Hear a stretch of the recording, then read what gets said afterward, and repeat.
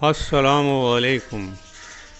ایک مرتبہ پھر آرمی چیف کی ایکسٹینشن کے حوالے سے کافی باتیں سوشل میڈیا پہ خصوصاً گردش کر رہی ہیں کہ کیا وہ ایکسٹینشن ان کو دی جائے گی، کیا ایکسٹینشن وہ چاہتے ہیں یا کہ کیا یہ گورنمنٹ جو ہے اس سے کچھ فائدہ اٹھانا چاہتی ہے وغیرہ وغیرہ۔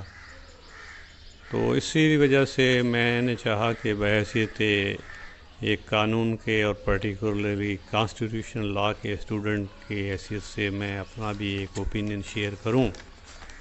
پہلی بات تو یہ ہے کہ جہاں تک میری اپنی انڈرسٹینڈنگ ہے کہ اب قانون کے تحت اس کی ایکسٹینشن ہو نہیں سکتی۔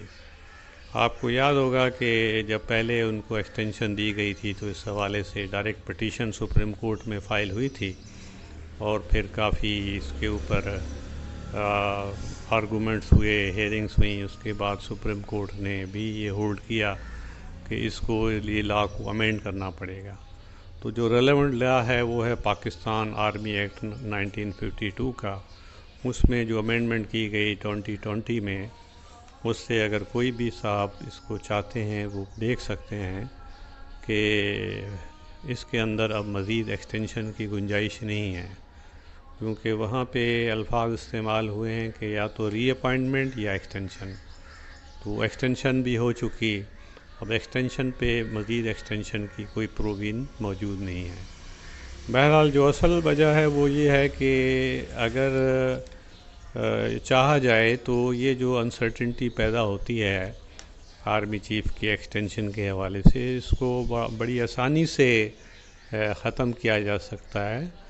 وہ اس طرح کہ اگر آپ لوگوں کو یاد ہو کہ ججز سپیریئر کورٹ کے جو ججز ہیں، معزز جج صاحبان، ان کی اپائنٹمنٹ کے بارے میں بھی کافی آبجیکشنز ہوتے تھے اور کافی انسرٹنٹی پائی جاتی تھی۔ لیکن اس کے بعد یہ ہوا کہ الجہاد ٹرسٹ کیس کے اندر سپریم کورٹ نے کچھ رولز لے ڈاؤن کر دیے، جس کو عام طور پہ ججز کیس بھی کہتے ہیں، اور اس کے بعد اس کے اندر بڑی حد تک سرٹنٹی پیدا ہو گئی ہے۔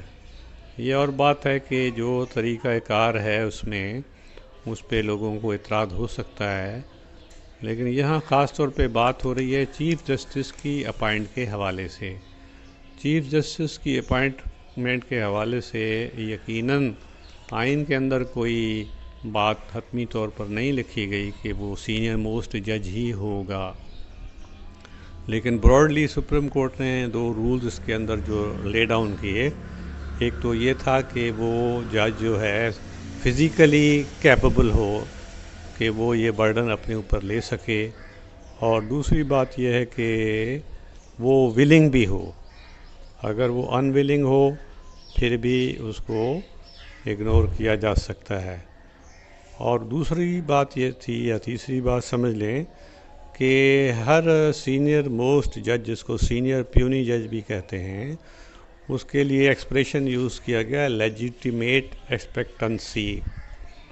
تو ہر سینئر جو پیونی جج ہے اس کی یہ لیجیٹیمیٹ ایکسپیکٹنسی ہوتی ہے کہ وہ چیف جسٹس بنے گا۔ اسی طرح سے یہی اگر رول جو ہے اپلائی کیا جائے آرمی کے کانٹیکسٹ میں بھی، تو جو سیکنڈ ان کمانڈ ہے، یعنی چیف آف آرمی اسٹاف کے بعد ڈپٹی چیف ہے، اس کے اوپر یہ رول کیوں نہیں اپلائی ہوگا؟ وہ بھی تو، اس کی بھی تو لیجیٹیمیٹ ایکسپیکٹنسی ہے کہ وہ چیف بنے۔ تو لہٰذا ایک بات تو یہ ہے کہ جو ایکسٹینشن کا یا ری اپائنٹمنٹ کا رول ہے، اس کی بہرحال یہ تو چونکہ اب طے ہو چکا ہے، ورنہ جیسے کہ سپریم کورٹ یا ہائی کورٹ میں بھی اس کی ایکسٹینشن کی کوئی گنجائش نہیں ہوتی۔ چلیں اس سے قطع نظر، تو اگر یہ رول بنا دیا جائے تو پھر ایک آبجیکشن یہ ہوتا ہے جی کہ آئین میں تو یہ پروروگیٹو ہے یا ڈسکریشن ہے پرائم منسٹر کی، تو اس کا کیا ہوگا؟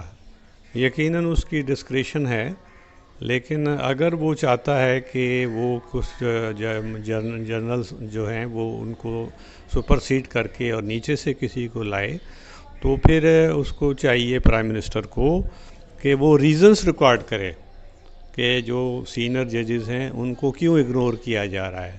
کیونکہ ادروائز یہ ان کی انسلٹ بھی ہے، یعنی انڈائریکٹلی یہ کہا جا رہا ہے کہ وہ اس قابل نہیں ہیں کہ وہ چیف بن سکیں، اور اس سے شاید جو فوج کے اندر ہے یا آرمی کے اندر ہے اس پہ بھی ایک نگیٹو افیکٹ جاتا ہے جب اس طرح کا کام کیا جاتا ہے۔ اور آخری بات یہ ہے کہ چونکہ اب ایکسیس ٹو انفارمیشن یہ لوگوں کا ایک فنڈامنٹل رائٹ بن چکا ہے آرٹیکل 19A کے انسرشن کے بعد کانسٹیٹیوشن میں، تو پرائم منسٹر اگر ڈسکریشن استعمال کرنا چاہتا ہے تو اس کو چاہیے کہ وہ اس کے لیے ریزنس ریکارڈ کرے، ورنہ یہ جو جو جرنلز اگنور ہوتے ہیں یا سپرسیڈ ہوتے ہیں یہ ان کے ساتھ صریحاً زیادتی ہے۔ تو آپ کے فیڈ بیک کا انتظار رہے گا۔ میرا نمبر ہے 0321 421 7101۔ بہت شکریہ۔